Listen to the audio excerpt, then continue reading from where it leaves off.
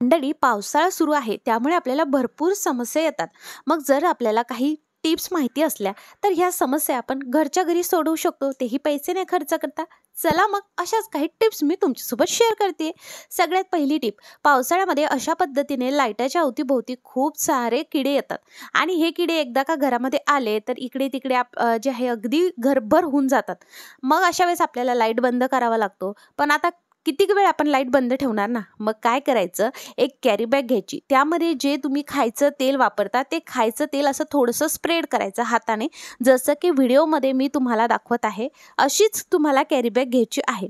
बघा, थोडंसं तेल आता आपल्या कॅरी बॅगला लागलेलं आहे. आता काय करायचं, प्रत्येक रूमच्या लाईटाच्या खाली अशा पद्धतीने तुम्हाला ही कॅरी बॅग अडकवायची. आता लाईट सुरू असला आणि जर त्या लाईटाच्या अवतीभोवती जर खूप पाकळ्या वगैरे आल्या असतील तर त्या पाकळ्या काय होतील, या कॅरी बॅगमध्ये पडतील आणि कॅरी बॅगला आपण तेल लावल्या कारणाने त्या बिलकुल कॅरी बॅगमधनं बाहेर पडू शकणार नाही. सो ही टिप नक्की आजमावून बघा, तुम्हाला फार आवडेल. चला दुसरी टिप बघूयात. इकडे मी प्लेट घेतली आहे आणि त्यामध्ये मी टाकत आहे मीठ. खडे मिठाचा मी इकडे वापर करते आहे. 2 मोठे चमचे खडे मिठाचा वापर करते आहे. म्हणजेच छोटे छोटे जे चम्मच असतात ते जर घेतलं तुम्ही तर 3 घ्या आणि पोह्याचा चमचाने घेतल्या तर 1.5 ते 2 चम्मच घ्या. त्यानंतर खडे मीठ जेवढं घेतलंय तेवढंच आपल्याला बेकिंग सोडा घ्यायचा आहे. समजा 1 चम्मच तुम्ही खडे मीठ घेतलं तर 1 चम्मच बेकिंग सोडा घ्या. जर तुमच्याकडे खडे मीठ नसेल, साधं मीठ घेतलं ना तरीही चालेल. त्यानंतर तुम्हाला अर्धा चम्मच इकडे सिट्रिक ॲसिड, म्हणजे ज्याला मराठीमध्ये लिंबूसत्व म्हटलं जातं, कोणत्याही किराणा मालाच्या दुकानात अगदी सहज उपलब्ध हे होत असतं. तिन्ही इन्ग्रेडियंट चांगले आपल्याला मिक्स करून घ्यायचे. पावडर फॉर्ममध्ये असतं, कधी कधी सिट्रिक ॲसिड तर कधी क्रिस्टल फॉर्ममध्ये म्हणजे साखरेसारख्या फॉर्ममध्ये असतं. सो तुम्हाला जे मिळेल ते तुम्ही इकडे घेऊ शकता. दोन्हीही सेम काम करणार आहे. त्यानंतर आपल्याला घ्यायचं व्हिनेगर. व्हिनेगर एकदाच खूप सारं नाही घालायचं, अगदी थोडंसं घालायचं, चमचाभर घालायचं. आपल्याला याला काही रनी पेस्ट बनवायची नाही आहे. आपल्याला एक अशी थोडीशी मोठी, की जसं की आपण कुठे अप्लाय केली तर ती परत राहिली पाहिजे एवढी आपल्याला पेस्ट अप्लाय करायची आहे. म्हणजे तेवढं ते कन्सिस्टन्सी त्याची ॲडजस्ट झाली पाहिजे.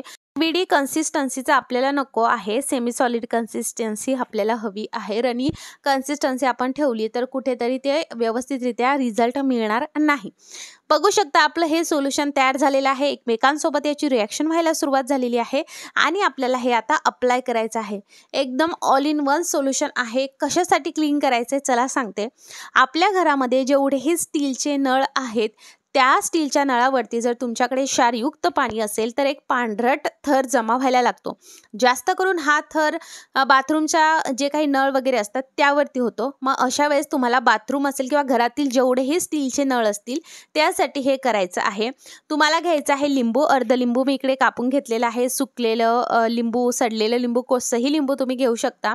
लिंबावरती ती पेस्ट आपल्याला अशी टाकून ही पूर्ण पेस्ट लिंबाचा रस पिळत आपल्याला आपल्या जे काही नळ आहेत त्यावरती अप्लाय करायची.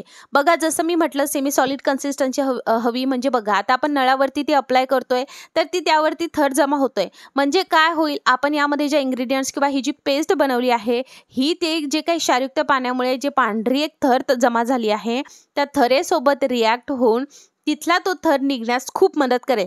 त्यामुळे आपल्याला हे अशा पद्धतीने हवं आहे. आता जेव्हा तुम्ही हे अप्लाय करत आहात तेव्हा तुम्हाला हे 2 ते 5 मिनिटाला बिलकुल हात लावायचा नाही आहे. हे थर तसाच ठेवू द्यायचा आहे.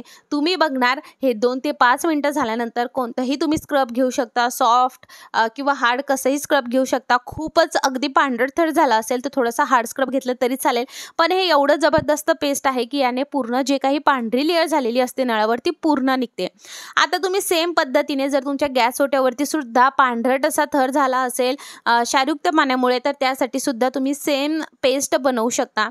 जुन्या टूथब्रश आणि जुन्या एखाद्या घासणीचा वापर करून मी हे टॅब व्यवस्थितरित्या स्वच्छ करत आहे आणि तुम्ही बघणार याचं जे काही पांढरट थर असतो तो पूर्ण नाहीसा होतो. अशा पद्धतीने तुम्ही हप्त्याभरामध्ये किंवा 15 दिवसामध्ये तुमच्या घरातील पूर्ण नळ जर असे साफ ठेवले तर त्यावरती क्षारयुक्त पाण्याचा बिलकुल थर होत नाही आणि जसे ते पहिल्यासारखे चमकायला हवेत अगदी तसे चमकतात. तुम्ही बघू शकता त्याचा शायनीनेस वापस आलेला आहे आणि तुम्हाला वाटलं की अजून याच्या शायनीनेस वापस यायला पाहिजे तर याला तुम्ही एक व्हॅसलिनचे लेअर लावू शकता. चला मंडळी, नंतरची टीप बघूयात. आपल्याकडे ना जुने पुराणे सॉक्स असतात. तुम्हाला एक जुना पुराणा सॉक्स घ्यायचा आहे. त्यानंतर जो काही जुना एखादा ब्रश असेल तो घेऊ शकता, नवा असेल काहीच हरकत नाही आहे. तुम्हाला तो जो कपडे धुण्याचा ब्रश आहे तो आपल्याला यामध्ये टाकायचा आहे. तुम्ही एखादं यूज अँड थ्रोचं रबर बँड घेऊन हे याला सील पॅक करून घेऊ शकता.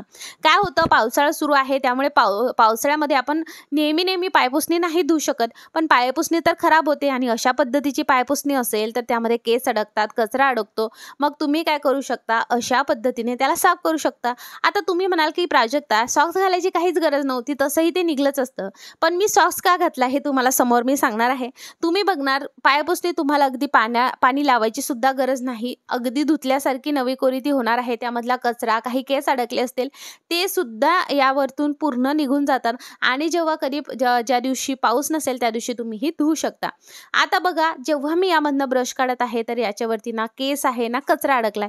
पण जर मी हे विदाऊट सॉक्स केलं असतं, अशा पद्धतीने साफ केलं असतं, तर यामध्ये भरपूर केस अडकले असते, कचरा अडकला असता. म्हणजेच काय, तर माझं काम पुन्हा वाढलं असतं. ते कसं, तर ह्या ब्रशमध्ये जे काही कचरा अडकलेला आहे तो मला पुन्हा हाताने काढावा लागला असता.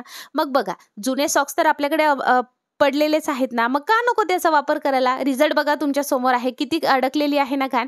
सो अशा पद्धतीने जुन्या सॉक्सचा आणि ब्रशचा वापर करून तुम्ही तुमची घरीची पायपुसणी अशा पद्धतीने नक्की ड्राय क्लीन करा. चला मंडळी, नंतरची टीप बघूया. इकडे मी एक प्लास्टिकचं कंटेनर घेतलेलं आहे. तुम्ही कोणतंही घेऊ शकता. 1 ग्लास पाणी मी यामध्ये घातलेलं आहे. तुम्ही बघणार, हे जे सोल्युशन आहे एकदम जबरदस्त सोल्युशन आहे. ज्या गोष्टी आपण फेकून देणार होतो त्याचा रियूज आपण करणार आहोत. त्यानंतर मी इकडे टाकलेलं आहे 2 मोठे चमचे खडे मीठ. खडे मिठाऐवजी साधं मीठ घेतलं तरी चालेल. माझ्याकडे साधं मीठ नव्हतं म्हणून मी इकडे खडे मिठाचा वापर करत आहे.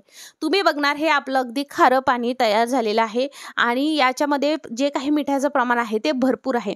आता आपण ह्या पाण्यामध्ये जेव्हा मीठ टाकतो तेव्हा ते आता सोल्युबल व्हायला सुरू होतं, म्हणजे डिझॉल्व्ह होऊन जातं. तोपर्यंत आता आपण बाकीचे पण इन्ग्रेडियंट्स यामध्ये घालणार आहोत आणि एकदम जबरदस्त ऑल इन वन सोल्युशन तयार होतं. वेगवेगळ्या पद्धतीने आपण याचा वापर करू शकतो, पण आज आपण काहीशा वेगळ्या पद्धतीने याचा यूज करणार आहोत. तुम्ही बघणार, आता आपण हे साईडला ठेवून देऊयात. खडे मीठ थोडंसं डिझॉल्व्ह होण्यासाठी वेळ घेतं. आपल्या घरी ना लिंब आता पावसाळा असल्यामुळे पडूनच राहतात. सो आता माझ्याही घरी तसेच लिंब पडून होते आणि ते आता त्याचं वरचं साल जे आहे ते सडायला लागलंय. सुकलं सुद्धा नाहीये, वाळलेले लिंब नाहीये, सडायला लागले. मग म्हटलं हे असेच खराब होणार, त्यापेक्षा आपण का नको याचा क्लिनिंगसाठी वापर करायला. मग जेवढे माझ्याकडे लिंब होते, जे काही सडायला लागले होते, ते संपूर्ण लिंबू मी घेतलेले आहे. साधारणतः 4 ते 5 तर लिंबू होते आणि हे पूर्ण लिंबू आता आपल्याला ह्या खाऱ्या पाण्यामध्ये टाकायचे आहेत. आता ह्या सालीचा वापर कशासाठी करावा, तर आपण ऑलरेडी बघितलंय की सालीचे दिवे तुम्ही तयार करू शकता किंवा वेगवेगळ्या पद्धतीने सुद्धा त्याचा वापर करू शकता. किंवा जर तुम्हाला दिवे बनवायचेच नसेल तर जे काही आपलं फ्लश टँक असतं, त्या फ्लश टँकमध्ये तुम्ही ह्या साली टाकून ठेवू शकता. नेहमी जेव्हाही तुम्ही फ्लश बटन दाबणार आहात तेव्हा व्यवस्थित लिंबाचं साली टाकल्यामुळे क्लिनिंग सुद्धा होईल आणि टॉयलेटमध्ये दुर्गंधी किंवा स्मेल येणार नाही. तुम्ही बघू शकता, आपलं खारं लिंबू पाणी तयार झालेलं आहे. तुम्ही हे गाळून घेऊ शकता, जे काही लिंबाचं बी आहे त्या काढण्यासाठी. 1 चम्मच इकडे मी घातला आहे बेकिंग सोडा. बेकिंग सोडा नसेल इनोचा वापर केला तरी चालेल. एकमेकांसोबत रिॲक्ट व्हायला सुरू झालं, फसफसायला लागतं हे सोल्युशन. बस आता आपल्याला यामध्ये काहीच घालायचं नाही. तुम्ही हे सोल्युशन एका स्प्रे बॉटलमध्ये भरून गॅस साफ करण्यासाठी, गॅस ओटा साफ करण्यासाठी, फरशी पुसण्यासाठी सुद्धा या सोल्युशनचा वापर करू शकता. आपण जर फरशी पुसण्यासाठी करत असाल तर मिठाचं प्रमाण जास्त घ्यायचं नाही, थोडंसं कमी घ्यायचं. पण आज आपण याचा वापर, जर तुमच्या टॉयलेटमध्ये भरपूर दुर्गंधी येत असेल, पिवळे डाग झाले असेल तर तेव्हा करायचं आहे. तर तुम्हाला जेव्हा हे सोल्युशन तुम्ही बनवणार आहात त्यानंतर तुम्हाला हे सोल्युशन रात्रीच्या टाईमला बनवायचं आहे. तुम्हाला दिवसभर याचा वापर करायचा नाही. रात्रीच्या टाईमला हा टॉयलेट आपल्याला यूज करायचं नाही, त्याच्या आधी तुम्हाला हे करायचं आहे. तुम्हाला हे सोल्युशन रात्री टॉयलेटमध्ये टाकून ठेवायचं आणि नंतर याचा कोणालाच वापर करू द्यायचा नाही. हे सोल्युशन नंतर आपल्याला फ्लश दाबायचं नाही. रात्रभरासाठी आपल्याला हे सोल्युशन यामध्येच ठेवायचं आहे. सकाळी उठल्यानंतर ज्या पद्धतीने तुम्ही टॉयलेट साफ करता ब्रशचा वापर करून, तसं तुम्हाला साफ करून घ्यायचं आहे. तुम्ही बघणार, जो काही दुर्गंधी येत होती किंवा पिवळे डाग झाले होते ते संपूर्ण नाहीसे होणार आणि अशा पद्धतीने तुम्ही 15 दिवसाला, हप्त्याभराला केलं तर तुमच्या टॉयलेटमध्ये पिवळे डाग होत नाही आणि दुर्गंधीसुद्धा येत नाही. ही एकदम सोपी ट्रिक आहे. यामुळे काही सेप्टिक टँकमधले बॅक्टेरियासुद्धा किल होत नाही. सो ही टिप नक्की आजमावून बघा आणि अशा पद्धतीने तुम्ही तुमच्या टॉयलेटची स्वच्छता ठेवू शकता.